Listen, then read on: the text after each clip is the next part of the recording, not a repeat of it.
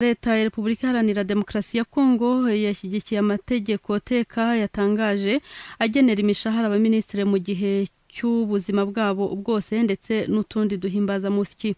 Mu itangazo yasohoye kuwa mbere, leta ya Congo yatangaje ko iyi mishahara itagamije gukungahaza abayobozi, ko ari yo gutuma bikenura mu by'ibanze bikenerwa mu buzima nk'ibyo kurya, gucumbika no kwivuza.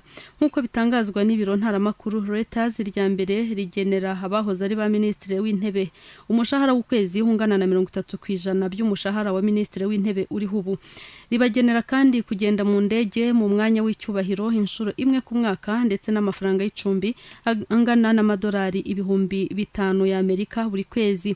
Reuters yongeyeho ko irya kabiri ryo rigenera abahoze ari ba ministre imishahara ingana na 30% by'umushahara wa ministre uri hubu ndetse n'amadolari 1,000 y'Amerika y'icumbi.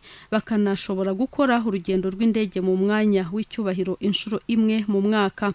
Aya mategeko kabiri yashyizweho umukono na Bruno Chibala, ministri w'intebe ucyuye igihe mu kwezi kwa 11 k'umwaka ushize wa 2018, akaba yaragarutsweho cyane mu itangazamakuru mu gihe gishize cya vuba ahangaha.